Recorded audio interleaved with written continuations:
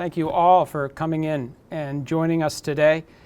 You know, value is an endlessly fascinating topic. If you think about how dynamic it is, it's constantly changing, it's amorphous, and because of that, it can sometimes feel like it's tough to even tame it or put structure around it or even have an idea of how to improve it.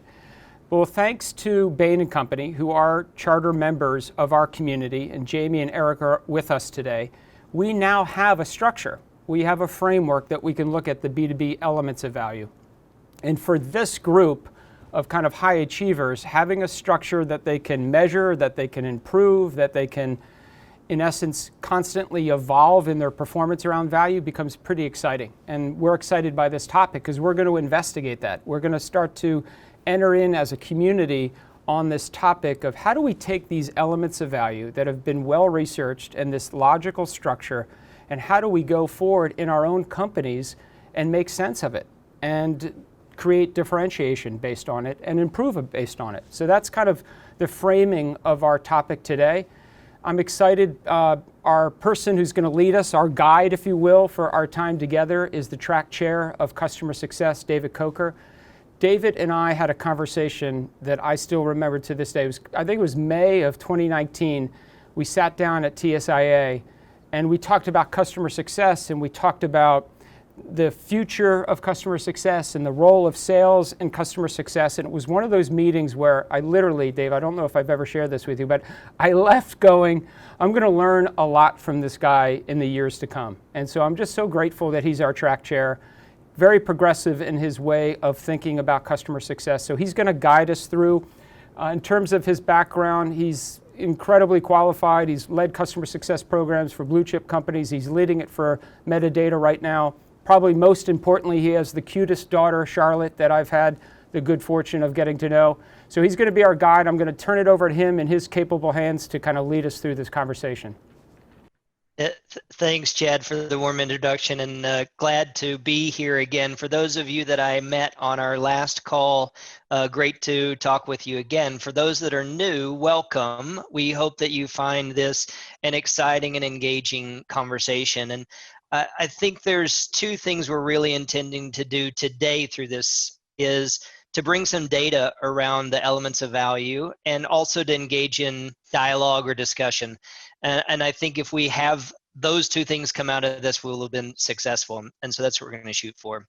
But just to remind everybody, we're talking about, we've had the 40 elements of value that were developed, researched by Bain, and have been introduced to all of us that give us an indication of what is valuable to our customers in a B2B context. And they've done some great research to help connect it to NPS and likelihood of repurchasing products and services. And we're using these 40 elements of value as a backbone for the data that we're going to be discussing today and the discussion that we're going to have. Next, perfect. And that gives me a chance to introduce someone that's already taken a headfirst dive into the 40 elements of value and a way in which to start to bring some structure to the strategy of how we get more from this information and from this research. And that's Mark Roberts, from HP. And he would describe himself as a field guy for 20 years. That's where he comes from. He has a focus in the Americas, which is from Chile all the way up through to Canada, and inclusive of pursuit and pre-sales and CS. So quite a lot going on there for what he has responsibility for within HP. And they've already undertaken some really interesting work with the elements of value. And I don't want to steal any of the thunder of what Mark's going to share with you, but I think you're going to see some interesting uses of the elements of value, how they've translated into meaningful information for them or insights for HP as a company. So without further ado, I'll turn it over to Mark, who's going to take us through what they've found. Awesome. Thanks, Dave. And funny side note, I cold called Morris Wallach and asked him for a job 21 years ago. And this is where I landed. So just kind of a funny story. So thanks for the introduction. Super excited to be here today, walk you through this. I think we're going to try and have a relatively candid conversation about the results. I think they're pretty interesting. They were for me. A little bit of a surprise. So HP Professional, so we have the services organization within personal systems. And so that's the PC for maybe an easier description, that's the PC side.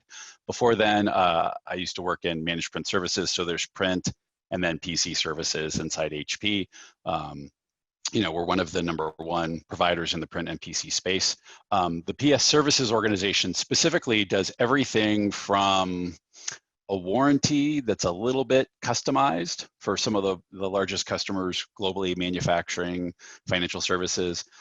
So that custom warranty all the way up to a full-blown device as a service model. And we do that for some of the largest government entities, some of the largest banks in the world. So it's a wide range of services. We've got several hundred people globally in the organization, and it's a great profitable business for HP as an adjunct to the OEM hardware business. So that's a little background just about HP and the PS services team. Could we jump to the next slide? So I like stuff like this. If you've ever taken any of those classes where you sort of examine yourself personally and get your skill set, and then other people examine you and give you back what they think your skill set is, and then there's a delta. It's that same kind of core skill set thing that some of the companies like Aon and others do. And so this was really interesting to me because the value assessment provided a framework or a structure for us to actually have that value conversation. And too many times, I think, inside HP, we've gone into these value conversations, value prop conversations with the organization. And, this is across, 20 plus leaders across the GBU category, pursuit, CSM, and that's a global team, right? And so we've had these conversations around value. And the challenge is, we seem to make a lot of I think or I believe statements in the value conversation rather than having a construct or a framework with which to engage in the conversation, look at the proof points. And so we touched on this a second ago, but there's this way of looking at both the importance and effectiveness, and I can't annotate, but it's down here in the lower right-hand corner, right? And so you can rank on those two pieces. And so we actually looked across the org. We filled out the responses ourselves. The responses were pretty surprising in my opinion. And it was interesting to set our own internal baseline. Now we're going out and asking our customers for that. So same thing back to the analogy about your own, core skill set and performances. But we're going out now asking our customers to go ahead and provide their feedback. And then it'll be very interesting to see where we think we are versus where the customer is. But today we were just going to look at what our results were in terms of what we got back from this sort of I would call it a self-examination across the team. So maybe we could jump to slide 8. So this is where we landed. And so if you look at it again, it was, I think it's a 65% or higher, and it's got to be an 8, a 9, or a 10 in effectiveness. So you've got to think of like the weighting as you interpret this. So I think it's helpful maybe to print some of this out. I'm still a print guy, I love paper. Sorry, I don't know if that dates me. But to actually print out the sort of the weighting system and then print out the actual chart here and start looking at where you land. And again, these are our own perceptions from the leadership team inside PS Services. So where do we think we land? Where are we underachieving? Where are we achieving? And then where are the elements of value? And again, it's above, the one other note is it's above the elements of value that are, it doesn't include table stakes is in some of the pieces. So down here, so if you see that we had ethical standards as an element of value, but it's not one of in the upper tiers. So we landed on expertise and stability, which I think is interesting. And then we actually said that we were underachieving in reputational assurance and responsiveness and then simplification. And I can't tell if that's because we make something that can have 1,500 parts in it. Computers, printers, they're complex pieces of equipment, and so I think we maybe know too much when we start to rate ourselves. So we tend to focus. I think we focused a little bit further down in the elements of value than I thought we would. And so I guess what's interesting to me, we were just talking about this in prepping for the call. I'm proud, very proud, actually, to work at HP. I'm actually participating in the Out and Equal conference in San Francisco this year, representing our organization. I also attend the National Black MBA conference and do diversity recruiting. There's a lot of things that HP does that I'm proud of, but I don't think I ever have a slide. I don't think I show up in a customer meeting and say, hey, I go to this diversity conference, I work on X, Y, and Z, I go do these other pieces. And so I don't think we lead with that. And again, I think this is internally focused, so it'll be really interesting to see where we land with our customers. But things like vision, hope, and social responsibility, it was surprising to me that we didn't look at that, even though now that I've had time to now that I've had a month to sort of dig through this, I'm really surprised. I guess I'm surprised, right, that we didn't hit on those. And I think we also were maybe pretty critical in terms of and maybe it's because we know where the bodies lie and the systems or the approaches or the challenges inside the company. So anyhow, I'll stop there for a second. I don't know, Dave or Chad, if you had any comments, because we sort of talked about this before, to see if there was a question, but that really sort of surprised me in these results. Yeah, Mark, I think it's a perfect opportunity to pause for a second if there are others in the audience that would like to comment on what they've seen so far or ask questions. If not, we do have a sort of prompted discussion point in a couple of slides that we can move forward to. But if there are comments out there, please, let's take the time. Hey, David, it's Morris. How are you guys doing? Hey, Morris. I'll take credit for hiring Mark Roberts. I can't account for all of his success, but I'll at least own up to that. And it's great to hear both of you guys on the phone. Mark, one of the questions I have as you think about your business of services and what you think the core, let's say, functional and ease of doing business elements in general are that you express through your marketing literature to your customers. I guess I'm surprised that under strategic, none of the categories like risk reduction or quality or under productivity time savings or hassle were even touched on at all. So was that a surprise to you? Because from a service business, I would think potentially that might be as well. Yeah, it's interesting, Morris, because I keep thinking about some of the business fundamentals in the offer, right? And that is that we have to get the customer the right device at the right time, with the right software, with the right pieces of the solution, with the right service. And so we actually having a discussion last week with the leadership team about, is a big part of the value prop actually, it just works, right? The simple concept of like, I don't have to worry about it. It's as a service, I pay for it as I go, and the service just works. And so I think we try to do that. I think sometimes this gets back to the fact of we know where the bodies are, right? We know too much information about where the challenges are inside the system. And so we're really, really critical, or we're very self-critical, because we know what the challenges are, because we're trying to fix them or improve them day in, day out. But Morris, I was surprised by the same piece. And I think I do think there's, for what we do, I think there's a significant level or element of value still in the table stakes. I know they don't count them in this structure, but I feel like there's something to be said for just sort of the two kind of basic, lower elements, right, of showing up and just delivering and executing on the basics in your offer. So I don't know if I answered your question, Morris, but that's what I was thinking. Well, you did. I think with Mr. Almquist on the line, I think the question is, you got to get above, or the comment would be, I don't want to speak for Eric, but you got to get above table stakes to drive stickiness in terms of the impact. And so that's why I was looking above the table stakes at like, what do services normally do? And if it just works, is that time savings and decreased hassle? Is it risk reduction? So I'm getting too close to the content myself, but it is. And so you're going to do this for some of your key customers across the different product categories and compare? Is that what you Yeah. said?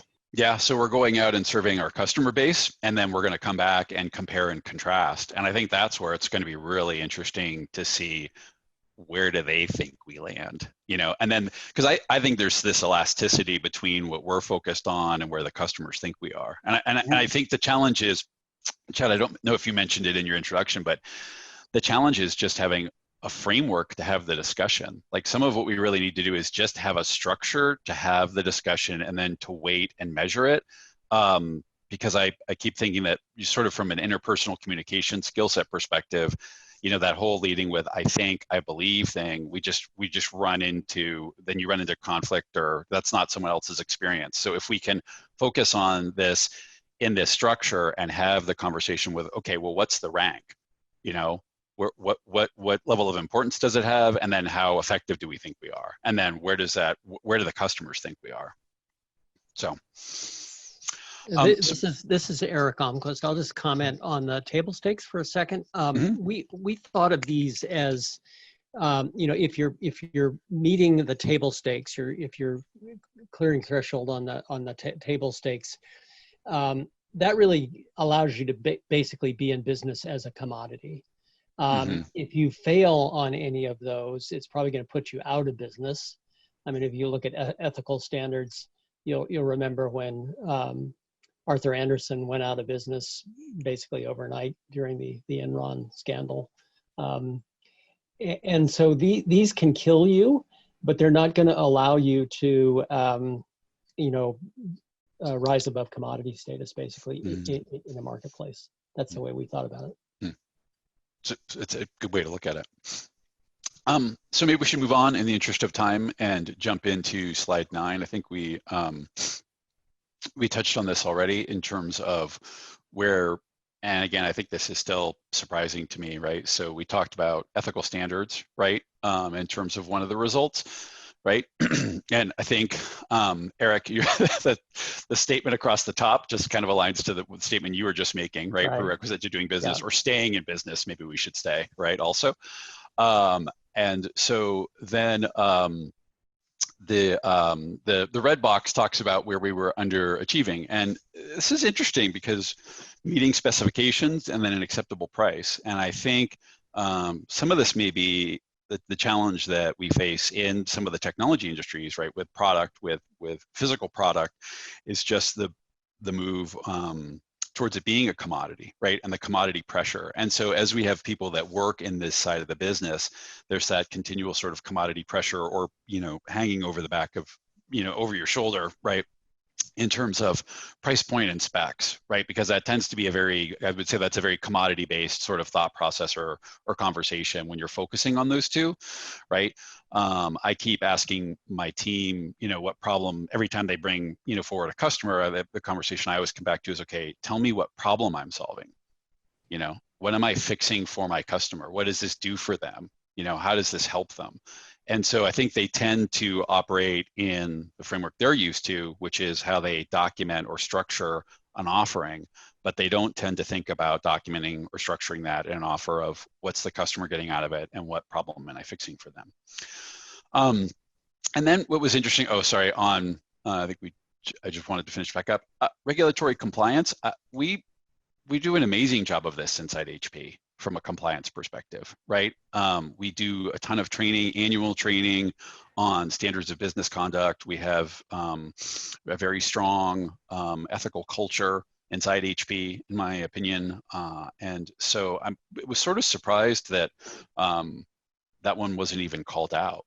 Back to the point about, the top 3 on the chart, just in terms of that those also weren't called out, right? So vision, hope, social responsibility, but those also weren't called out. But what's interesting is we do a lot of work with customers. Like I mentioned, we do, we provide services to the world's largest financial institutions, to the largest healthcare providers in the world, and our products help them stay compliant through the technology we provide. So it's just interesting to me also that we didn't even think that way, right? And I don't know if we're still thinking, Eric, back to what you were saying about, we're still thinking too much in the commodity space, and we need to move above that. We sort of need to elevate our thinking above that, but I think that's some of that's the other part that I found interesting. And I think I have one last slide. So we already touched on this in the conversation with Morris, but we're going to go back now. We've reviewed it internally. I jumped into the fray. I think I ended up here on this call today because I jumped into the fray when we were going through it internally and said, hey, are we being honest with ourselves?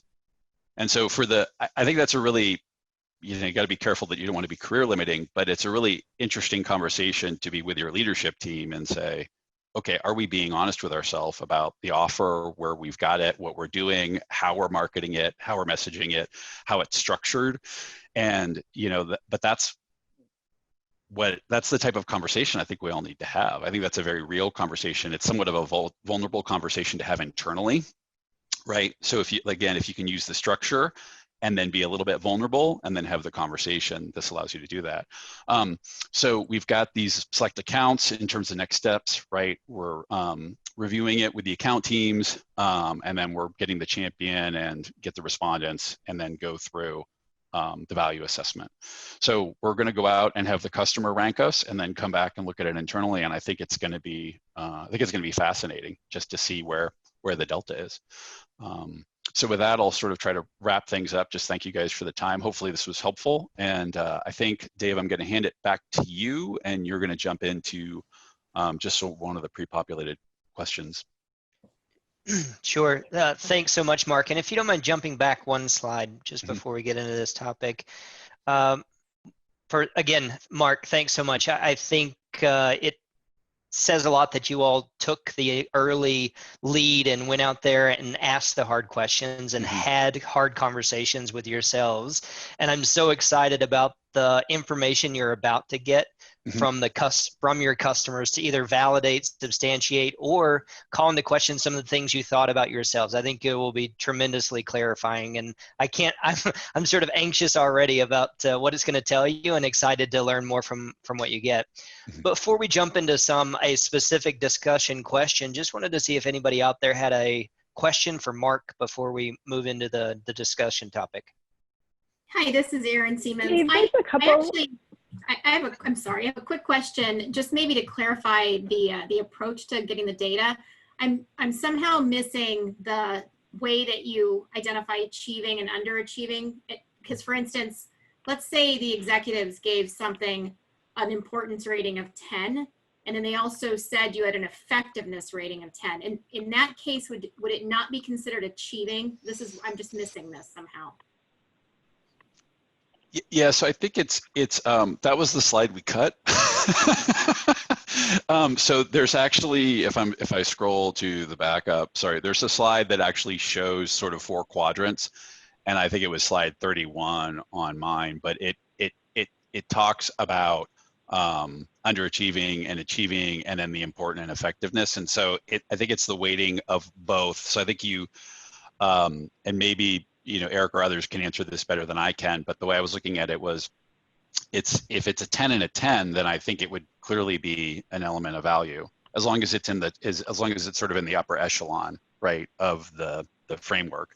And I think what's interesting is if it could be important but you're not effective, or you could say that you're really effective but it's not important. So it's just it's a weighting on sort of the 2 vectors of the questions. So we went through each question and then answered, is it important or effective? I don't know if that answers your question though. I don't know if Eric would add to that. I'll just add that at Bain we administered this only to customers, although in a few cases our clients have rated them, their self-perception. But we actually did not ask the importance of the elements of value in our work. Simply because it makes for a longer survey, and we actually derive the importance by essentially regressing the elements of value ratings onto NPS and repurchase ratings, so we could get a sense of what's more important. But so I think the approach that you took here was slightly different than in Bain's original research, which is fine. Yeah, Mark, this is Kasha. I just pulled up the slide real quick. I didn't know if you wanted to talk about it at all. No, I mean, I think we've sort of been touching on it, but it's sort of the two ways to look at it. So I think the thing you have to be careful of is, making sure it's important and effective. So you could have something that you think you're super effective at, but if it's not important, then like let's say it's something about ending meetings on time internally, you think you're super effective about that. I don't know if that has any bearing whatsoever on what the customer perceives as value, right? So I think it helps you focus back and make sure that you're focusing on what's important to the customer.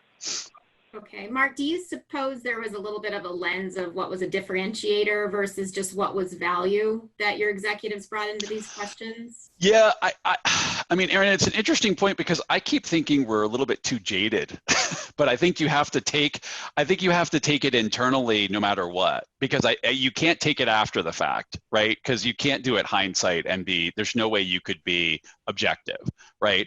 And I think we tend to focus, like when I was going through it, I was focusing too much on where my own organization's internal challenges are, right? Either in process or, sales quota or targets. And so just various items. And so I think kind of the challenge you have with this is you can't get too tactical in your thinking, right? You can't get too operational in your thinking, at least for us, given the complexity of what we do. And so we needed to stay higher level. And I'm not so sure, Erin, we did the best job of that. I think we may have gotten a little bit too much in the weeds, which is why we kind of missed, social responsibility. I don't know how HP missed social responsibility on our own self-assessment. I'm still kind of dumbfounded by that, right? So I think maybe, looking at it, if you're going to go do this, what I would tell you is like, maybe stop and look at the elements of value first and look at them, and then maybe try and step back from your own individual role or what you're trying to achieve within your own teams at this point in time, and try and do it more objectively. Because I think we're going to see a pretty wild swing between what we think versus what our customers think. One possibility on the social responsibility ratings is if you asked your colleagues to rate HP on what they think HP is delivering to customers, mm-hmm.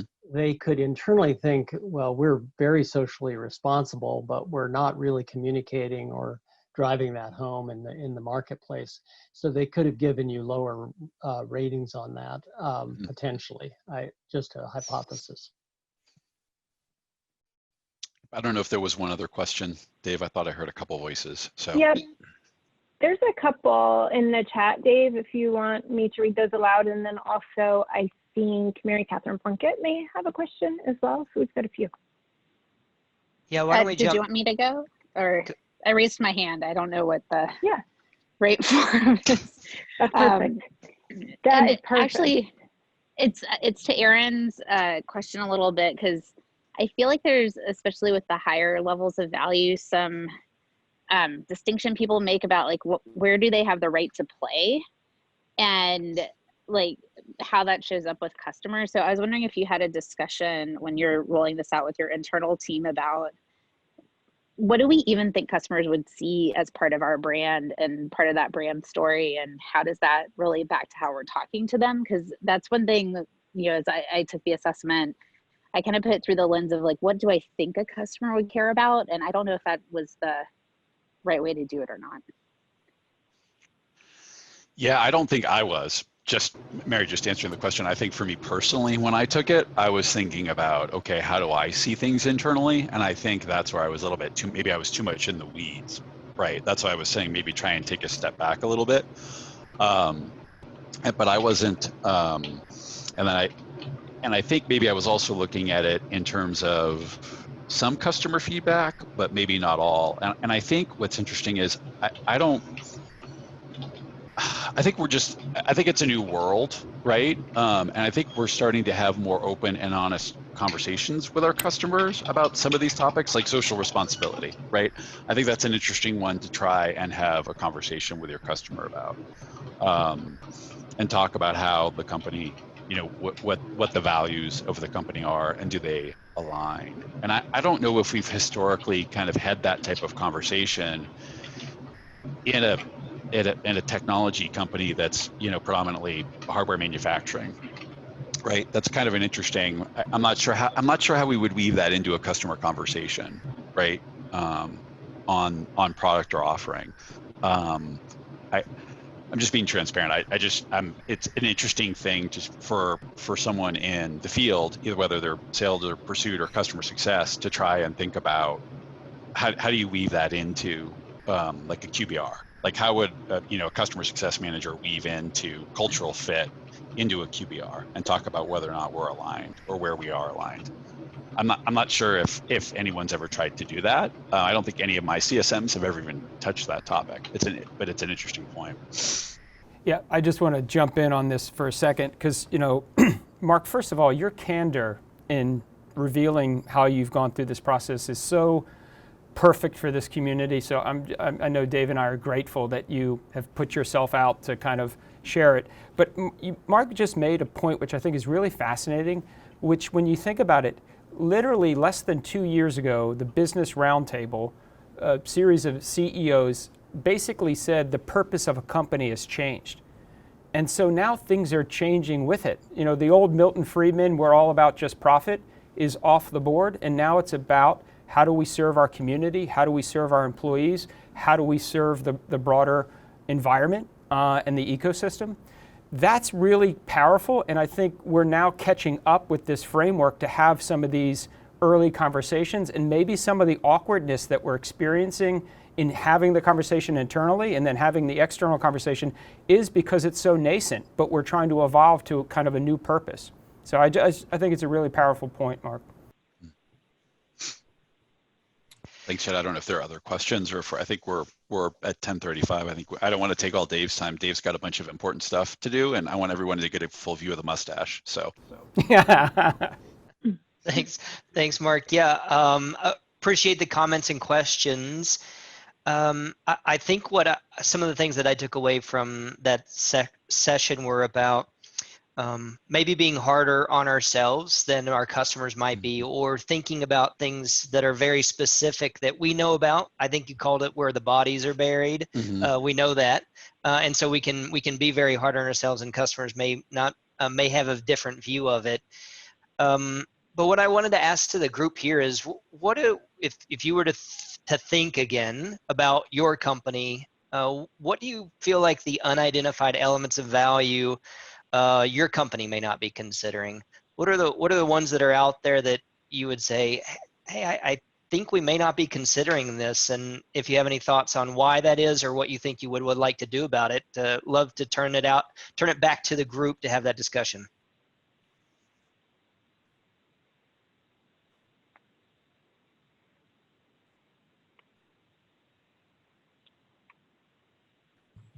Erin Siemens again. I think one of the things that we like to talk about is the kind of while you were sleeping value that we don't do a very good job of communicating to the market, but I think it's in that upper level of reducing anxiety, maybe even a little lower level on the risk reduction.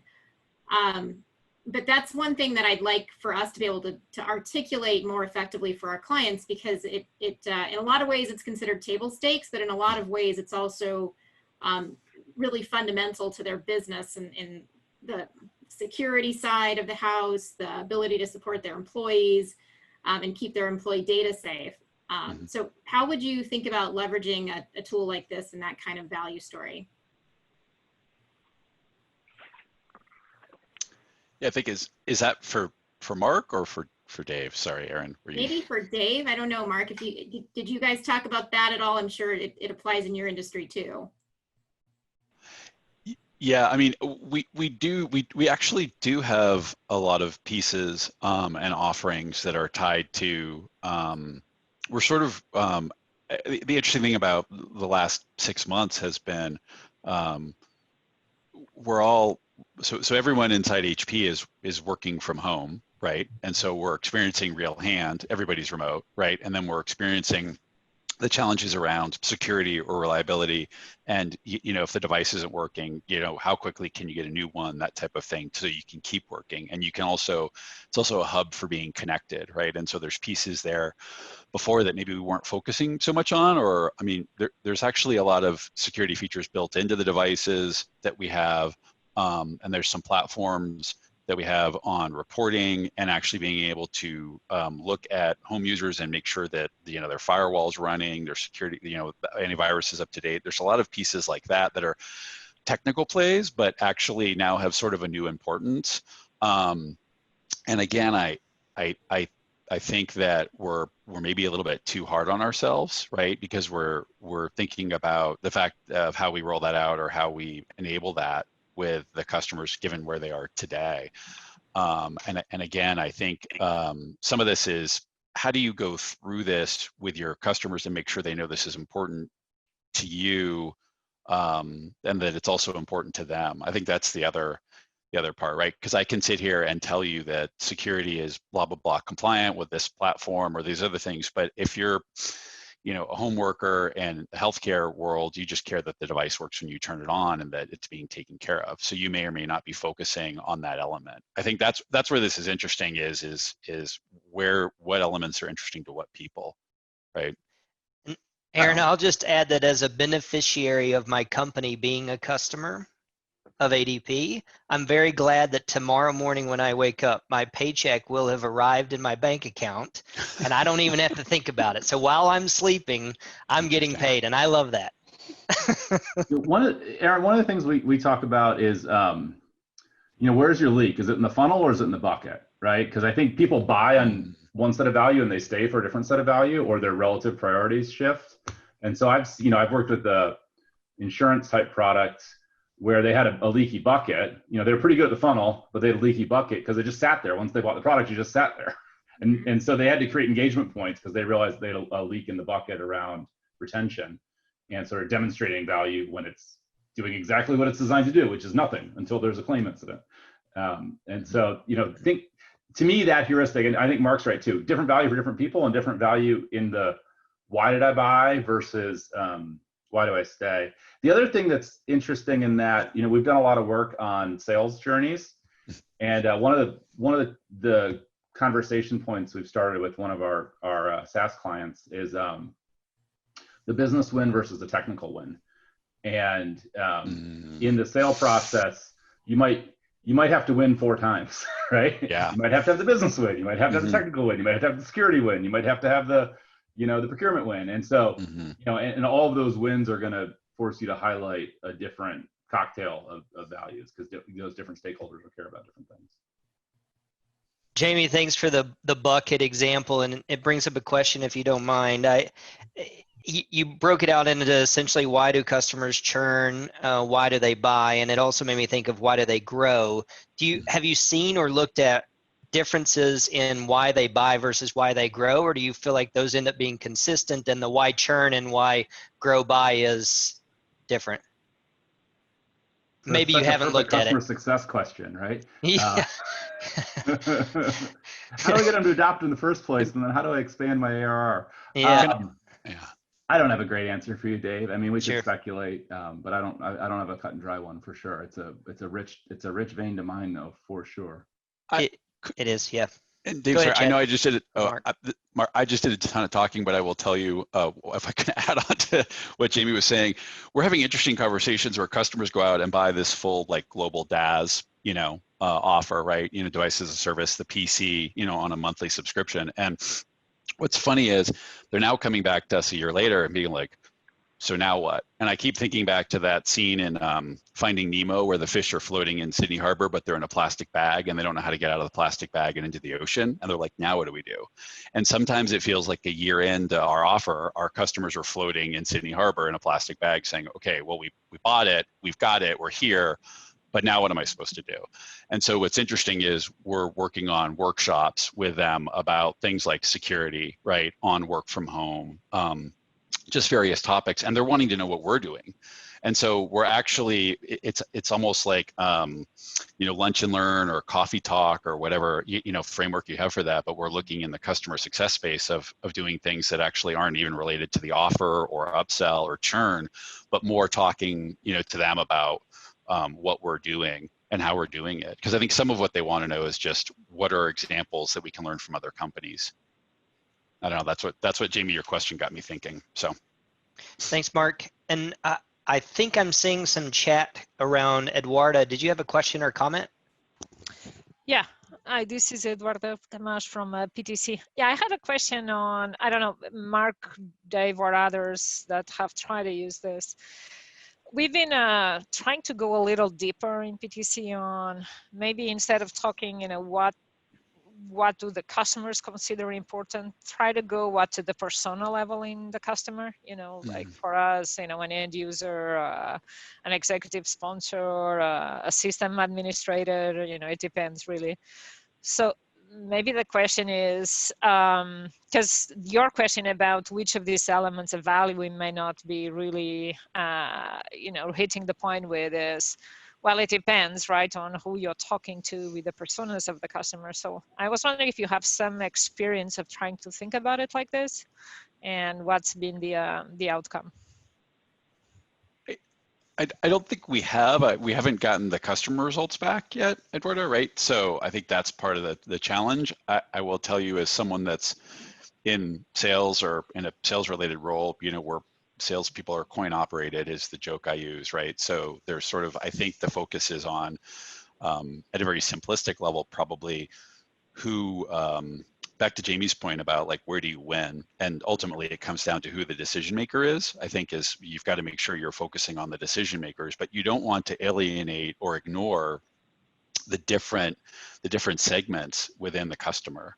Right. So you've got to make sure you're achieving whatever the business directives are that your executive sponsor is trying to drive. And that's the person who's ultimately going to sign your contract and create their relationship or enter into the business relationship. But I think you've got to make sure that you're still, cognizant or aware of what those other wins are. And I think what's interesting is if you're selling to some very large global corporations that have, different divisions. I have this instance right now where my CSM on a very large global customer feels like she's reselling to each business unit, and they're each buying it differently, but they're buying the same thing. And so I think that's an element of customer success that's pretty interesting, is she sort of has different value props for each one of the business units. Even though the customer signed an overarching agreement, they're each looking at buying it for different reasons and trying to accomplish different things. And that comes down to who within those business units actually is holding the budget and who's making that purchase decision. So it's just some of what we're seeing. Yeah. Eduarda, I'll comment on your question as well. When Jamie and I did the original research, we recognized that the elements of value are going to play differently among different decision makers and executives. Mm-hmm. So, for example, a more junior buyer of, let's say, a system or solution is going to be, quite concerned about reputational assurance. You don't want to lose your job because you made a bad decision or something went poorly. More senior executives are probably going to be less worried about that, and they may focus on other elements of value. So the problem is trying to research this in depth is difficult because B2B research is hard. You've got to get different buyers in your surveys and so forth. But there's no doubt that the difference across the elements of value will come out as you talk to different decision makers.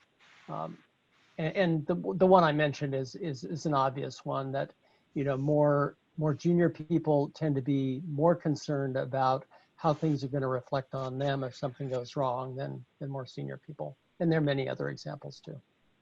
One other thing that we this is Alex, by the way, when we first started looking at the elements of value a while back, one of the things that jumped out as we were kind of doing our own kind of choose your own adventure or pathing it out for how we were most commonly purchased and adopted when we did see the striation of potentially different personas as you go up the pyramid, but our expansion opportunities, interestingly enough, and it kind of goes to all the work that went into building this, typically were directly adjacent to what the original path was. So if we found kind of a path or our initial value for one type of adoption of our product or platform, the next functional group that we would go sell to tended to be only kind of one space away in each one of these segments.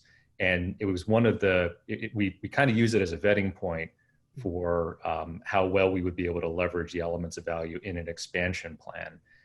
That while one group, one particular function might care a lot about integration, it was just the other group to the left or the right that cared about configurability or connection. It was very interesting to sort of have the hypotheses, and then we actually mapped it out, and it was fun how it kind of all came together. So we started using it in that way, and we're starting to use it this way as well. Great. Thanks, Alex. Yeah, thanks, Alex. And one connection that you made for me, Eduarda, in your question, and then we'll jump to the next section, was even back to the question I asked Jamie around buying, churning, and growing, that persona level information could help you to help me, I think, to understand that. Many times why a customer churns is not because an executive had a bad experience, but because the end user or hundreds of end users had bad experiences and they told the executive that it was a bad experience. And so that persona could tell you what the value is for that end user that's going to pester the executive or the buyer and say, no, kick them out, we're done. Yeah, Dave, and that's why I was really asking, because that's why we're insisting so much on this, to really understand, for the adoption and for the renewal and the expansion, what do you have to deliver to each of those different levels? Because you may do an outstanding, awesome job, even with this at the sales and account management level, keeping that executive engaged. It still really doesn't do much for you if, your system admins or end users have a really bad taste in their mouth, right? So. Perfect point. Thanks, Eduarda. Excellent. Well, let's jump into the next section, and keeping with the data and discussion theme, more data. And the data that we're presenting back at this point is actually ours. Member results, we shared the survey out with the audience from the first call and asked you to rate the questions, the 40 elements of value, and we've got results to share. So I think this will be fun and interesting. I'll say we as a collective group were not quite as hard on ourselves as HP was on themselves. In fact, we had 100% of those surveyed come back with more than 6 higher elements of value. So we would have had more than 6 check marks for ourselves. So we were very, very proud of the work that we do. I think that's great. I think that we saw average number of high elements of value, that effectiveness score was greater than or equal to 8, is a total of 19 out of 40. So we were not quite as hard on ourselves as HP was, as they looked introspectively and started to think about where the bodies were buried. So that was what I took away from this first set of results. Maybe the next slide, please. And then just to give a little bit more sense of what was deemed most important and least important on this scale, at the top with the count of 9, this table stakes category of ethical in all activities came out at the very top. And then over on the far right-hand side at the bottom, if we look at what was least important, it was the helping my organization connect with others internally and externally. I'm going to give you all just a second to read these, just so you can sort of take them in. I know that the slides will be shared later, but just wanted to give you a chance to absorb that.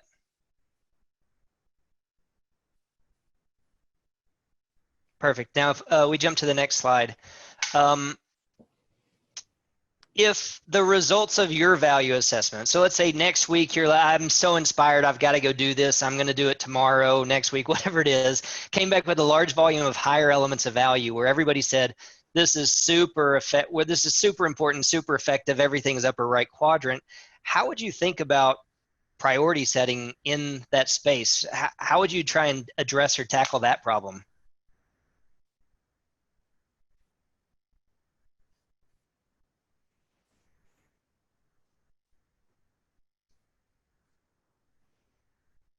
David, are you assuming that in this question that when you say the results came back, that it's with your customers and not an internally self-rated version? Let's Morris, good clarifying question. Let's assume this is customers. And so what you were hoping to get was clarity from your customer outreach, and then it came back with everything's important and you all are doing it really well. My first response would be future oriented, not rear view window oriented, meaning some way understanding your customer's direction so that if you place a higher priority on a fewer number of value elements, the ones you invest in or prioritize are aligned more where the customer is going than where they've been. Great thoughts. How about others?